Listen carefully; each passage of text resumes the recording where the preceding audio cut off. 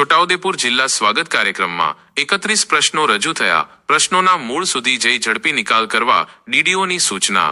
છોટાઉદેપુર જિલ્લાના પ્રજાજનોની સુખાકારી અને તેમના પ્રશ્નોના ઝડપી નિવારણ માટે જિલ્લા કલેક્ટર કચેરીના વીસી હોલ ખાતે જિલ્લા વિકાસ અધિકારી સચિન કુમારના અધ્યક્ષતામાં જિલ્લા કક્ષા સ્વાગત ફરિયાદ નિવારણ કાર્યક્રમ યોજાયો હતો.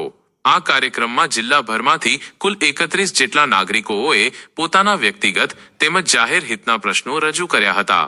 જિલ્લા વિકાસ અધિકારીએ તમામ અરજદારોની રજૂઆતો વ્યક્તિગત રીતે સાંભળી હતી અને સંબંધિત વિભાગના અધિકારીઓને સૂચના આપી હતી કે પ્રશ્નોના નિકાલ માટે માત્ર ઉપરછલ્લી કામગીરી કરવાને બદલે પ્રશ્નના મૂળ સુધી જઈને તેની યોગ્ય તપાસ કરવી અને ઝડપભેર નિકાલ લાવવો.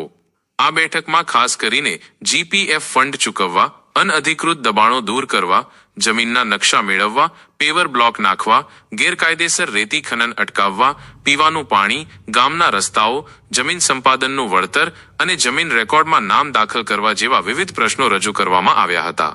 આ રજૂઆતો અંગે સંબંધિત વિભાગો દ્વારા અત્યાર સુધી કરવામાં આવેલી કામગીરીની માહિતી પણ અરજદારોને રૂબરૂમાં આપવામાં આવી હતી. આ પ્રસંગે જિલ્લા પોલીસ અધિક્ષક ઇમ્તિયાઝ શેખ, મદદનીશ કલેક્ટર મુસ્કાન ડાગર, નાયબ કલેક્ટર અનિલ હળપતિ, નાયબ જિલ્લા વિકાસ અધિકારી સેજલ સંગાડા સહિત વિવિધ વિભાગના ઉચ્ચ અધિકારીઓ ઉપસ્થિત રહ્યા હતા.